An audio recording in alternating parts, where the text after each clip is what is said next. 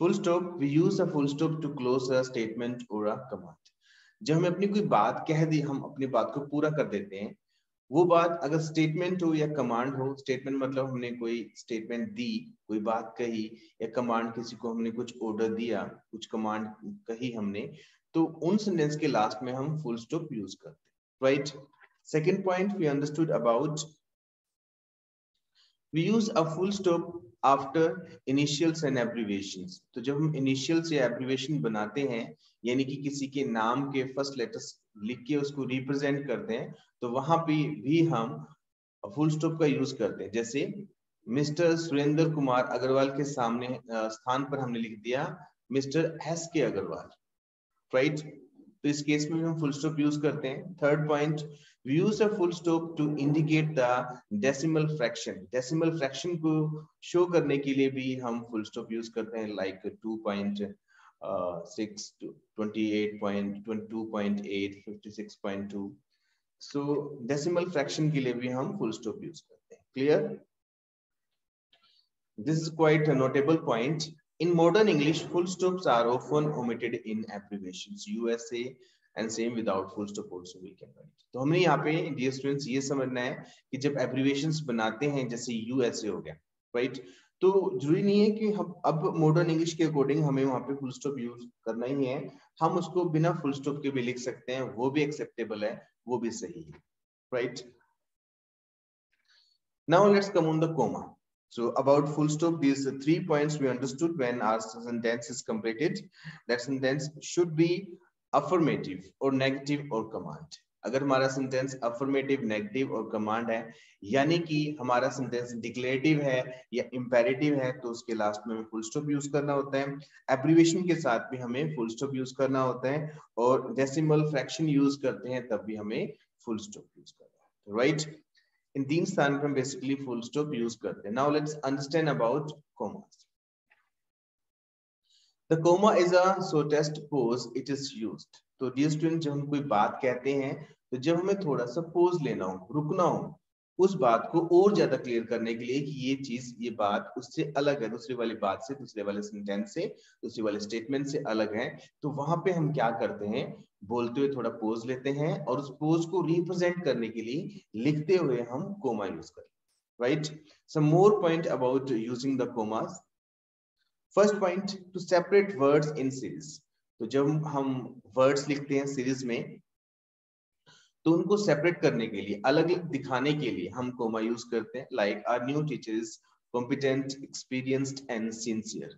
तो ये अलग अलग वर्ड्स एंड टीचर्स के बारे में एडजेक्टिव्स हैं, तो उनको अलग अलग दिखाने के लिए तो हम वहां पे क्या यूज करते हैं, कोमा। लास्ट वाले स्थान पे कोमा नहीं यूज करते, लास्ट वाले स्थान पे हम एंड यूज करते हैं, right. The food they served was delicious, nourishing and affordable, right? So again हमें कोमा यूज किया, बट लास्ट वाले ऑप्शंस के साथ हम कोमा नहीं यूज करते, we should use and word। Same points written here. Note that before the last word which is preceded by and, we have not used a comma, so हमें coma नहीं use करना होता। Second point, to separate phrases in series। जब series में जब बहुत सारी phrases हो, तो उनको अलग दिखाने के लिए वहां पे भी हम कोमा यूज करते हैं। सो डियर स्टूडेंट्स, बात ध्यान रखना, जब कोई सेंटेंस में कुछ चीजें और ऐड करते हैं, उसको उन चीजों को हमें मेन सेंटेंस से अलग दिखाना होता है, तो वहां पे बोलते हुए पोज लेते हैं, लिखते हुए वहां पे हम कोमा यूज करते हैं, तो पोज की को ही कोमा बोलते हैं, right. Second point, to separate phrases in series. ये सारी फ्रेजेस हैं, जैसे स्टैंडिंग और सीटिंग, ईटिंग और ड्रिंकिंग, स्लीपिंग और walking, is always thinking of his past, right? तो ये सारी फ्रेजेस यूज कर रहे हैं, इनको अलग दिखाने के लिए हमें यहाँ पे कोमा यूज करना चाहिए, right. Next third point, to separate short clauses in series. जब शॉर्ट क्लोजेस आ जाती हैं, तो क्लोजेस को भी अलग दिखाने के लिए हमें कोमा यूज करना होता है। अगर कुछ भी हमें अलग दिखाना है मेन सेंटेंस से, तो वो हमें वहां पे कोमा यूज करना होता है, right. Fourth point, to set off a noun of address. तो जब हम किसी नाउन को एड्रेस करते हैं, यानी कि जो हमारे पुकारने वाले वर्ड्स होते हैं, उनके लिए उनके बाद भी हम कोमा यूज करते हैं। जैसे अगर अपनी मदर से बात कर रहे हो, mother, may I have something to eat, So dear students, one thing you need to remember that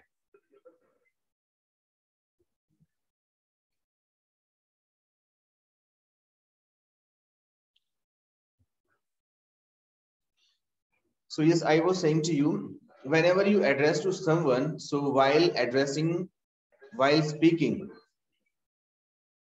you should use, please wait.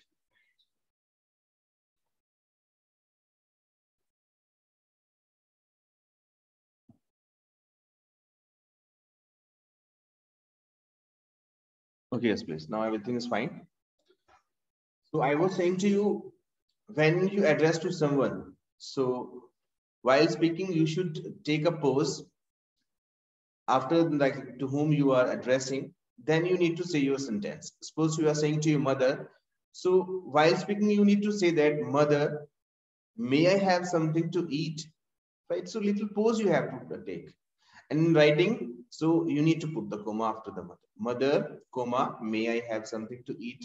जो हमारे एड्रेसिंग वर्ड्स होते हैं, पुकारने वाले शब्द होते हैं, उनके साथ हमें कोमा को यूज करना होता है, उनको सेंटेंस में अलग दिखाने के लिए कि वो सेंटेंस से अलग है थोड़ा सा. Point number 5, to separate the parts of date from one another or any words following the date. तो जब हम डेट लिखते हैं तो मंथ डेट को और ईयर को दोनों ही नंबर्स यूज करते हैं, तो उनको अलग करने के लिए, सेपरेट दिखाने के लिए हम वहां पे कोमा यूज करते हैं. Like two examples are there, October 19 2019. तो दोनों को अलग दिखाने के लिए हमने वहां पे कोमा यूज किया, right. Sentence number point number 6, to separate the parts of an address. जब हम एड्रेस लिखते हैं तो वहां पे उन एड्रेस के पार्ट्स को अलग दिखाने के लिए भी हम वहां पे कोमा यूज करते हैं. Like Sultan Chand and sons private limited 24, that's a house number or building number. Daryaganj, that's colony, the name of that locality, and then New Delhi city name. तो जब हम एड्रेस लिखते हैं तो उस समय भी हम वहां पे उनको अलग दिखाने के लिए कि वो उस चीज से कनेक्टेड नहीं है, उससे अलग है, तो वहां पे हम कोमा यूज करते हैं. Point number 7, in a letter after the salutation and after the complimentary clause. तो salutation में और complimentary clause में भी हम कोमा यूज करते हैं जब हम लेटर्स लिखते हैं, जैसे dear father, dear mother, dear Megha. So after that we need to use comma. Yours sincerely, truly, obediently, उनके बाद भी हमें कोमा यूज करना होता है, right? Point number 8, to separate expressions like yes, no, oh and well. तो ये जो expressions हैं जैसे yes, no, oh, well, तो इनके साथ भी हम जब sentence बोलते हैं तो ये लिखते हैं तो वहां पे हमें इनके बाद कोमा यूज करना चाहिए. Like yes, I will certainly come. Well, I'll see what I can do for you, right? Point number 9, to separate expression that are in apposition, right? तो apposition में जब हम किसी चीज को लिखते हैं तो वहां पे भी हम कोमास को यूज करते हैं. apposition मतलब जब हम कुछ वर्ड्स लिखते हैं, कुछ फ्रेज लिखते हैं, पहले वाले वर्ड्स को एक्सप्रेस करने के लिए, रेफर करने के लिए और क्लियरली बताने के लिए कि हम किसकी बात कर रहे हैं. जैसे Shri S T Rastogi, the chief secretary. तो ये एस डी रस्तोगी क्या है? चीफ सेक्रेटरी है. ये इसकी एपोजिशन है. क्या एपोजिशन है? The chief secretary. तो ये जो 3 वर्ड्स दिए गए हैं, द चीफ सेक्रेटरी, ये उसको और क्लियर करने के लिए दिए गए हैं कि एस टी रस्तोगी कौन? जो चीफ सेक्रेटरी है. तो इस तरह के वर्ड्स को बोलते हैं एपोजिशन. तो एपोजिशन को लिखते हुए भी हमें उससे पहले और लास्ट में कोमा यूज करना होता है. जैसे आपके सामने 2 एग्जांपल दिए हैं. Next, Mrs Mukherjee the new manager is a very gentle lady. तो ये न्यू मैनेजर उसका एपोजिशन है, उसके बारे में बताया गया कि मिसेस मुखर्जी कौन? जो हमारे न्यू मैनेजर है, राइट? तो एपोजिशन से पहले और लास्ट में भी हमें कोमा यूज करना है. Point number 10, to separate a question tag from a statement. तो डियर स्टूडेंट्स, हम क्वेश्चन टैग यूज करते हैं जब कोई सिंपल स्टेटमेंट बोलते हैं तो वहां पे उसके बाद उसको क्वेश्चन की फॉर्म देने के लिए हम क्वेश्चन टैग यूज करते हैं. तो क्वेश्चन टैग से पहले भी हमें फुल स्टॉप यूज करना होता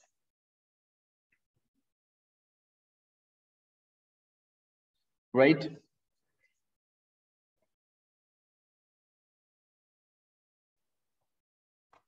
तो क्वेश्चन टैग से पहले जैसे हम हिंदी में कई बार कहते हैं तुम मेरे दोस्त हो, नहीं हो क्या, तो इस तरह हम इंग्लिश में भी हम क्वेश्चन टैग यूज करते हैं, this news is true isn't it. तो इस तरह की जो फॉर्मेशन होती है वो कहलाते हैं क्वेश्चन टैग। क्वेश्चन टैग जब यूज करते हैं तो उससे पहले भी हमें कोमा यूज करना होता है, right.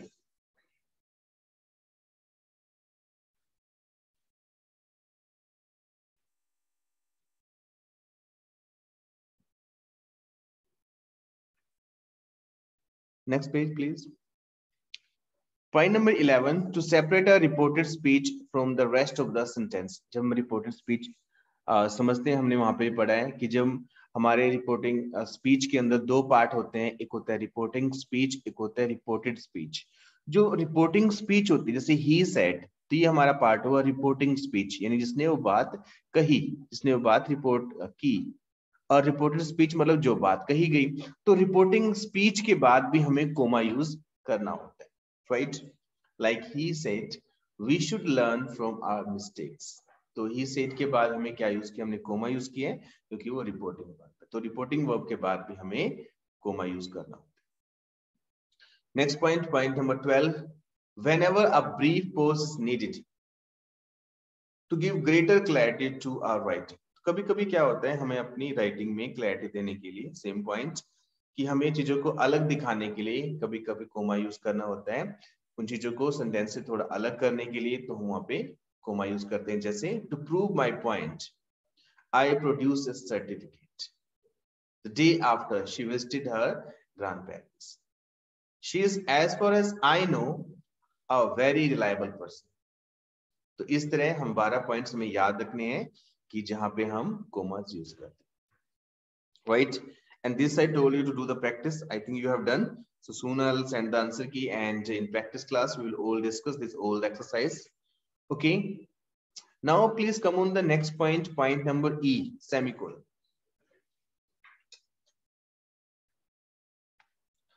So semicolon, as you can see the symbol, one dot and then comma below it.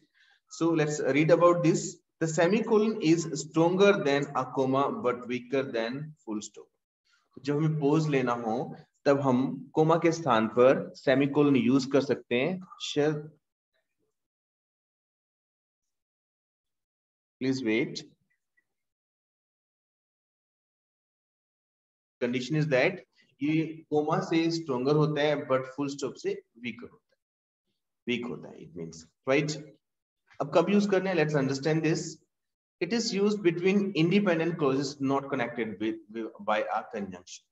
तो जब हम इंडिपेंडेंट क्लॉजेस लिखते हैं, यानी कि कंपाउंड सेंटेंस जब हम लिखते हैं, यानी कि ऐसे सेंटेंस जो कोऑर्डिनेट कंजंक्शन से जुड़े हों, तो जब कभी कभी क्या होता है हम कोऑर्डिनेट कंजंक्शन को यूज नहीं करते, तो वहां पे उस कंजंक्शन को हटा के हम वहां पे सेमीकोलन लिख सकते हैं और वो सेंटेंस बिल्कुल ठीक होते हैं। जैसे रोजी is quite hard working but Ruchi is jovial and active. तो बट के स्थान पे जो कोऑर्डिनेट कंजंक्शन है उसके स्थान पे हम सेमीकोलन को यूज कर सकते हैं, right. Second point, it is used before such expressions as however, then, moreover, nevertheless, hence, thus, for instance, consequently, this is, therefore, they, if they come between independent clause not connected by a conjunction. तो कभी कभी हमने जैसे पिछले point में हमने सीखा है कि अगर कंजंक्शन ना दी हो, बेसिकली कोटेड कंजंक्शन ना दी हो, तो हम यहाँ पे सेमीकोलन यूज कर सकते हैं। अगर ये वाले वर्ड्स आ जाएं तब भी हमें उनसे पहले सेमीकोलन यूज करने, ये 10 वर्ड हमें याद करने पड़े। Like our principal insist on strike discipline, therefore I try to be very punctual, right. Point number 3, it is used to separate clauses, particularly if the clauses have internal commas. अगर किसी closes के अंदर पहले ही internal commas हो तो उनको अलग करने के लिए, अलग दिखाने के लिए दोबारा हम कोमा यूज नहीं कर सकते क्योंकि वो मिक्सअप हो जाएगा।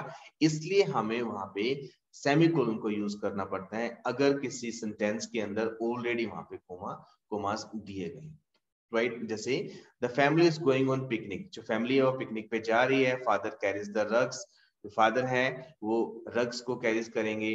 और मदर द फूड। अभी मदर और फूड के बीच में हमने कोमा यूज कर लिया, इसका मतलब है कि मदर जो है वो फूड को कैरीज कर रही है, राइट। ये दोनों अलग पॉइंट हैं। वो फादर कैरीज द रग्स, ये अलग एक क्लोज है, तो अलग ऑलरेडी वहां पे कोमा दिया हुआ है मदर द फूड, तो इसलिए जो दूसरे ऑप्शन हैं उनको अलग दिखाने के लिए हम सेमीकोलन यूज कर रहे हैं। And the children the rest of the things, ठीक है, right. Now let's talk about the colon.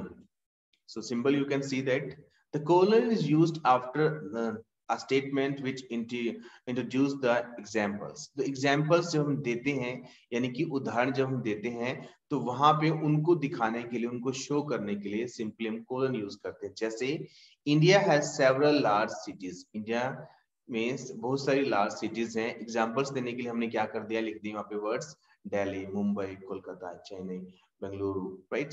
So these are the examples. So to show the examples, we need to use the colon. Very simple. My subjects this year are flowing: English, Hindi, mathematics, general science, and social studies. Right? Mark of interrogation. The mark of interrogation is placed as the end of an interrogative sentences. Are you sure this news is true? How old is he? तो interrogation mark तब use करते हैं जब हमें किससे question करना हो, किससे पूछताछ करनी हो, किससे कुछ पूछना हो। तो पूछने वाले सेंटेंस यानी कि इंट्रोगेटिव सेंटेंस में हम क्या करते हैं, इंटेरोगेशन मार्क ऐड करते हैं, right. Next point, however at the end of an indirect question we use a full stop. परंतु जब हमारा क्वेश्चन इनडायरेक्ट हो, इसमें हम डायरेक्टली कोई क्वेश्चन नहीं पूछते, तो वहां पे हमें क्या करना होता है, फुल स्टॉप यूज करना। जैसे I want to know how old is he, मैं जानना चाहता हूं कि वह कितने साल का है। तो यहाँ पे जो क्वेश्चन है वो डायरेक्ट नहीं है, इनडायरेक्ट है, तो वहां पे हमें फुल स्टॉप यूज करना है। देखो अगर मैं कहता हूँ, तुम्हें डायरेक्टली बोलता हूँ, मैं बोलता हूँ तुम कितने साल के हो, तो एक डायरेक्ट क्वेश्चन हो गया, वहां पे हमें लास्ट में इंटेरोगेशन मार्क ऐड करना है। अगर मैं कहता हूँ कि मैं ये जानना चाहता हूँ कि तुम कितने साल के हो, तो वो एक डायरेक्ट क्वेश्चन नहीं है, वो इनडायरेक्ट क्वेश्चन, तो वहां पे वो सेंटेंस इंटेरोगेटिव ना होके एक सिंपल सेंटेंस होगा, एक डिक्लेरेटिव सेंटेंस होगा, तो इसलिए उस सेंटेंस के लास्ट में हमें फुल स्टॉप यूज करना होता है, right. Next point, mark of exclamation. तो एक्सक्लेमेशन मार्क्स हम कहाँ यूज करते हैं, let's understand this. The mark of exclamation is placed at the end of an exclamatory sentence. जब एक्सक्लेमेटरी सेंटेंसेस आते हैं उसके बाद में हमें एक्सक्लेमेशन मार्क यूज करना होता है। एक्सक्लेमेटरी सेंटेंस कौन से होते हैं, ऐसे सेंटेंस जिसमें अपनी सडन फीलिंग को एक्सप्रेस करते हैं। वो फीलिंग हमारी जॉय की हो सकती है, सोरो की हो सकती है, सरप्राइज की हो सकती है, राइट। जैसे how stupid, how beautiful car, what a beautiful pen, what an excellent idea, alas gambling has ruined him। तो जब हम अपनी सडन फीलिंग को एक्सप्रेस करते हैं उनके लिए हम यूज करते हैं एक्सक्लेमेटरी सेंटेंस। उन एक्सक्लेमेटरी सेंटेंस के लास्ट में हमें एक्सक्लेमेशन मार्क यूज करना। Now it's a very important point about apostrophe.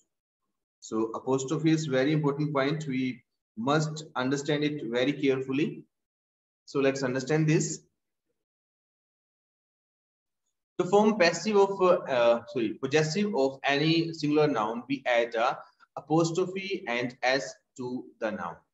तो जब हमें किसी का पोजेशन दिखाना हो ना, किसी का अधिकार दिखाना हो, तो हमें वहां पे अपोस्ट्रोफी, अपोस्ट्रोफी का मतलब है कि ऊपर comma, apostrophe plus S use करना होता है किसी चीज, किसी पर्सन का पोजेशन दिखाने के लिए, अधिकार दिखाने के लिए। जैसे द गर्ल्स ड्रेस, एक ड्रेस है वो उस लड़की की है, किसी गर्ल की है, तो हम बोल सकते हैं द गर्ल्स ड्रेस, यानी गर्ल के बाद हमें अपोस्ट्रोफी यूज किया, यानी ऊपर कोमा यूज किया, फिर एस लिखा, इसको बोलते हैं अपोस्ट्रोफी एस।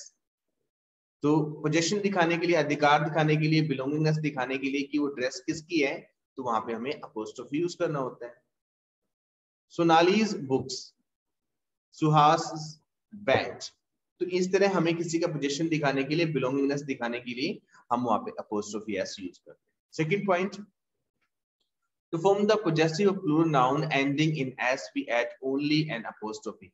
अगर किसी का पोजीशन दिखाना हो, वो पोजीशन सिंगुलर ना हो के प्लूरल हो, उसके लास्ट में एस दिया हो, तो वहां पे हम जस्ट अपोस्ट्रोफी यूज करते हैं, एस नहीं यूज करते।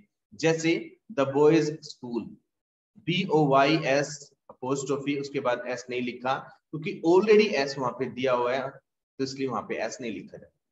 हर teacher's influence, a ladies tailor, right. But read the third point, To form the possessive of a plural noun that does not end in s, we add an apostrophe and s. अगर कोई noun plural हो, उसका possession दिखाना हो, belongingness दिखानी हो, उसमें S last में नहीं दिया हो उसकी स्पेलिंग में, तो वहां पे हम अपोस्ट्रोफी प्लस एस ऐड कर सकते हैं. अगर उसकी स्पेलिंग में एस ऑलरेडी दिया हो तो हमें जस्ट अपोस्ट्रोफी ऐड करना होता है, जैसे हमने पॉइंट नंबर 2 में समझा. Right. Children's progress programmes, men's clothes, women's college. So right. So आप देख सकते हो चिल्ड्रन के स्पेलिंग में एस नहीं आता, मेन की स्पेलिंग में एस नहीं आता, विमेन की स्पेलिंग में एस नहीं आता, तो उनके पोजीशन को दिखाना है, बिलोंगिंगनेस को दिखाना है, तो वहां पे हम अपोस्ट्रोफी प्लस एस ऐड कर सकते हैं. Point number 4, we use an apostrophe with expressions of time, space and money. जब हमें मनी का पोजीशन या बिलोंगिंगनेस दिखाना हो, स्पेस का बिलोंगिंगनेस या पोजीशन दिखाना हो, टाइम का बिलोंगिंगनेस दिखानी हो, तो वहां पे भी हम अपोस्ट्रोफी एस यूज कर सकते हैं. जैसे 2 days week, sorry holidays, 2 days, फिर 2 weeks हॉलीडेज. जो हॉलीडेज है वो 2 weeks का है, तो हम बोलते हैं 2 weeks holidays. Right. 3 days holidays, 3 days journey also. Right. A stone's throw, एक डिस्टेंस को बता रहे हैं. A rupees worth. तो इस तरह हम टाइम स्पेस या मनी की बिलोंगिंगनेस को दिखाना हो, पोजीशन को दिखाना हो, तो वहां पे भी हम अपोस्ट्रोफी प्लस एस यूज कर सकते हैं. Point number 5, we use an apostrophe to make short forms. जब शॉर्ट फॉर्म्स बनाते हैं, जैसे आई विल की शॉर्ट फॉर्म होती है I apostrophe double L. It is की शॉर्ट फॉर्म होती है it apostrophe S. doesn't means does not की शॉर्ट फॉर्म होती है DOES and apostrophe D doesn't. Right. तो शॉर्ट फॉर्म बनाने के लिए भी हम अपोस्ट्रोफी को यूज कर सकते हैं. Point number 6, we use an apostrophe to form the plurals of letters, figures etc. तो लेटर्स और फिगर्स को अगर हमें सिंगुलर से प्लूरल बनाना है, तो जैसे हम बोल सकते हैं कि सपोज करो किसी लाइन में 5 टाइम ए आया. राइट. तो हम बोल सकते हैं देयर आर 5 एज, मींस ए अपोस्ट्रोफी एस. तो किसी नंबर को, लेटर को प्लूरल दिखाने के लिए भी हम वहां पे अपोस्ट्रोफी एस यूज कर सकते हैं. 2 5s, 3 MAs, 2 A's. राइट. तो इस तरह किसी नंबर को, किसी फिगर को हमें प्लूरल फॉर्म में दिखाने के लिए भी अपोस्ट्रोफी एस को यूज कर सकते हैं. Next, we don't use the apostrophe with these words. So these words हमारे क्या होते हैं, pronouns दिए हुए हैं, तो इनकी स्पेलिंग में यानी कि हम इनके साथ हमें apostrophe नहीं यूज करना होता है, जैसे ours, yours, its, hers, theirs, whose. तो इनके साथ हमें apostrophe नहीं यूज करना. Right. Now about quotation marks, very simple. The quotation marks are used to set of symbol. Dear students, you can see that this is quotation mark. Set of the actual words used by a speaker. जब किसी ने कोई बात कही ना, उसकी बात को हमें ज्यों का त्यों लिखना हो, तो उस बात को हम क्या करते हैं, इन्वर्टेड कोमास के अंदर, या इसको हम कोटेशन मार्क्स भी बोलते हैं, उसके अंदर लिखना होता है. जैसे गोपाल सेठ, गोपाल ने कहा, क्या कहा, जो बात हम लिख रहे हैं उसने सेम बात वैसे की वैसे ही कही थी, तो इसलिए उसको हम अपोस्ट्रोफिस सॉरी इन्वर्टेड कोमास में रखते हैं. Right. Gopal said I want to become a lawyer when I grow up. तो गोपाल ने कहा कि मैं लॉयर बनना चाहता हूं जब मैं बड़ा हो जाऊंगा. तो ये बात उसने जो भी कही सेम हमने वैसे लिखी है, तो उसको दिखाने के लिए, कोटेशन को दिखाने के लिए हम कोटेशन मार्क या इन्वर्टेड कोमास को बोलते हैं, वो यूज करते हैं. The speaker said it is our duty to defend our country. यही बात उनके द्वारा कही गई थी, उस बात को जो का तो हमने लिख दिया, इसलिए हमने वहां पे क्या कर दिए, इन्वर्टेड कोमास यूज कर दिए. पॉइंट नंबर के about capital letters. Capital letters with the proper nouns capitalize the names of the person.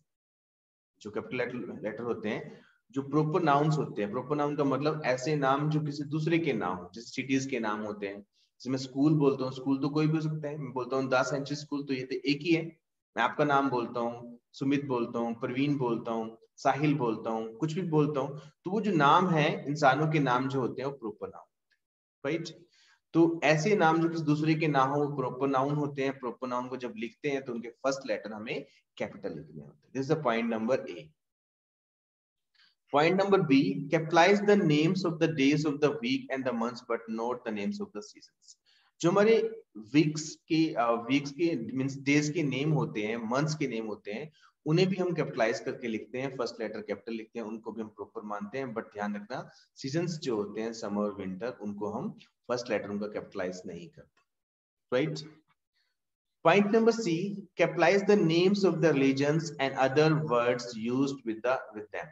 जो हमारे रिलीजन्स होते हैं उनके लिए भी उनका जो फर्स्ट लेटर होता है उनको भी हम कैपिटलाइज करते हैं, जैसे इस्लाम, बाइबल, राइट।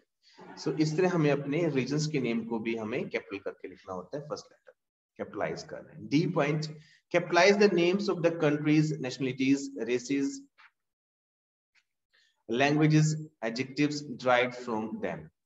तो अगर किसी कंट्री का नाम होता है तो भी प्रॉपर नाउन होता है, नेशनलिटीज होती हैं वो भी हमारी प्रॉपर होती हैं, रेसेस होती हैं प्रॉपर होती हैं, लैंग्वेज के नेम होते हैं उनके यानी कि उनका फर्स्ट लेटर हमें कैपिटलाइज करना होता है। एडजेक्टिव्स होते हैं जो उस नेशनलिटीज में से, कंट्रीज में से बने होते हैं, जैसे इंडियन, अमेरिकन, सो कैनेडियन। सो ये क्या है, हमारे एडजेक्टिव्स होते हैं जो उस नेशन से बने होते हैं, उस राष्ट्र से, उस कंट्री से बने होते हैं। तो इनके नाम के जो फर्स्ट लेटर है वो भी हमें कैपिटलाइज करना होता है। E point, capitalise the names of the school, college, business houses and political parties. तो school, college, business houses, political parties, ये भी हमारे प्रॉपर नाउन होते हैं, इनके साथ दूसरा नहीं होता। तो इसलिए भी हमारे प्रॉपर नाउन होने की वजह से इनका फर्स्ट लेटर क्या होता है, कैपिटल हो जाता है। जैसे Delhi public school, the century school, Hansraj college, right. तो इस तरह बिल्डिंग्स के नाम, बिजनेस बिल्डिंग्स के नाम, पॉलिटिक्स पार्टीज के नाम, स्कूल्स, कॉलेजेस के नाम हमारे क्या होते हैं, हमें उसे कैपिटलाइज करके लिखना पड़ता है। F point, capitalize the names of the buildings, name of the trains, ships and brand names। तो हमारे जो ब्रांड नेम्स हैं, शिप्स नेम्स हैं, ट्रेन्स नेम्स हैं, बिल्डिंग्स नेम्स हैं, वो प्रॉपर नाउन बन जाते हैं, उसकी वजह से उनके भी हमें फर्स्ट लेटर कैपिटलाइज करना पड़ता है, राइट। किसी भी चीज को अगर हम प्रॉपर नाउन बना देंगे ना, तो उसका फर्स्ट जो लेटर होता है हमें उसे कैपिटलाइज करके लिखना होता है। जैसे आपके पास एक डॉग है, अगर उसको डॉग बोलोगे तो डॉग तो कोई भी हो सकता है, तो प्रॉपर नाउन नहीं है, कॉमन है, तो उसका डी हमें स्मॉल लिखना पड़ेगा, राइट। अगर आप उसको कोई नाम रख देते, जैसे आपने नाम रख दिया उसको टॉम, तो जब भी आप टॉम लिखोगे तो आपको टी कैपिटल लिखना पड़ेगा, राइट। तो कोई भी चीज अगर वो प्रॉपर नाउन बन जाती है, प्रॉपर का मतलब होता है कि उसके जैसा कोई दूसरी कोई चीज का नाम ना हो, वो नाम सिर्फ उसी का हो, राइट। अगर मैं सिटी बोलता हूँ, सिटी तो कोई भी हो सकती है, राइट, तो कॉमन नाउन है। अगर मैं बोलता हूँ घरोंडा सिटी या घरोंडा बोलता हूँ, तो प्रॉपर नाउन है, घरोंडा एक ही है, कोई और नहीं, ठीक है। तो प्रॉपर नाउन के साथ हमेशा हमें फर्स्ट लेटर को कैपिटलाइज करना। Next, G point, capitalise the name of the special days, special events. Special days जो होते हैं, जैसे the republic day, quit India movement, तो ये जो इवेंट्स होते हैं वो भी हमारे प्रॉपर नाउन बन जाते हैं, उसकी वजह से उनको भी हमें कैपिटलाइज करके लिखना पड़ता है। Second point, capitalise the first word of every sentence. जो हमारा सेंटेंस होता है, शुरू करते हैं फुल स्टॉप के बाद जो नया सेंटेंस शुरू करते हैं, या फिर क्वेश्चन मींस इंटरोगेशन मार्क के बाद हम नया सेंटेंस शुरू करते हैं, तो उन सेंटेंसेस का फर्स्ट लेटर हमें हमेशा कैपिटल लिखना होता है। Third point, the first word of each line of poem often begin with the capital letter. तो पोएम्स की जो लाइन होती हैं उनको अक्सर हम फर्स्ट जो लाइन का जो पहला वर्ड होता है, उसका पहला जो लेटर होता है उसको हम कैपिटलाइज करते हैं। Fourth point, the first word of a direct quotation is capitalize. जो हमारी डायरेक्ट कोटेशन होती है, यानी कि रिपोर्टेड स्पीच जो होती है, उसका भी फर्स्ट लेटर जो हमारा हमें कैपिटलाइज करके लिखना होता है। जैसे she said all my demands have been met, तो ऑल का ए हमें कैपिटल लिखना है। Point number 5, while writing the titles of the stories, essays, etc., capitalize the first word and all the other words except articles, prepositions, and conjunctions. तो dear students, जब हम किसी का नाम लिख देते हैं, किसी चीज को प्रॉपर नाम दे देते हैं, तो वो नाम के सभी वर्ड्स की जो फर्स्ट लेटर होते हैं उनको कैपिटलाइज करना होता है। बस एक बात ध्यान रखनी है कि जो उनमें आर्टिकल्स आते हैं, अगर वो नाम का पहला ही वर्ड है आर्टिकल है, फिर तो उसको बड़ा लिखना ही है, यानी कि फर्स्ट लेटर कैपिटलाइज करना ही है, अदरवाइज उसको कैपिटलाइज नहीं करना। तो आर्टिकल्स आ जाए, प्रेपोजिशन आ जाए, और हमारी कोऑर्डिनेट कंजंक्शंस आ जाए। तो आर्टिकल्स, प्रेपोजिशन और कंजंक्शन अगर किसी नाम में आ जाती हैं बीच में, तो उनको हमें कैपिटलाइज नहीं करना। अदरवाइज कोई भी नाम हो किसी का, तो वो हमें कैपिटलाइज करके लिखने पड़ते हैं, उसके सभी वर्ड्स के first letters, right. Point number 6, capitalize the official names of government department, the titles of the high ranking officials. तो जो हमारे गवर्नमेंट डिपार्टमेंट के टाइटल्स मिले हुए हैं हाई रैंकिंग, तो उनके भी हम फर्स्ट लेटर कैपिटलाइज कर देते हैं, जैसे द प्राइम मिनिस्टर, पी हमने कैपिटलाइज कर दिया, एम कैपिटलाइज कर दिया, द मिनिस्ट्री ऑफ फाइनेंस, तो ये हमारे डिपार्टमेंटल है, गवर्नमेंट डिपार्टमेंट है, राइट। तो इनके भी हमने फर्स्ट लेटर कैपिटलाइज कर दिया। Point number 7, capitalize the pronoun I and all word standing for the God. तो भगवान के लिए हम कोई भी वर्ड यूज करते हैं भगवान के रेफरेंस में, तो वहां पे हमने उस वर्ड को भी कैपिटलाइज करना होता है। आई जब हम अपने लिए यूज करते हैं तो सेंटेंस में कहीं पर भी हो, आई को हमेशा हमें कैपिटलाइज करके लिखना पड़ता है, right. The Almighty, the blessing of God, तो Almighty हमने यूज किया गॉड के लिए, तो गॉड का जी कैपिटल, Almighty का E capital, right. So dear students, these exercise you should do by yourself, right? 1 and 2 exercise are there.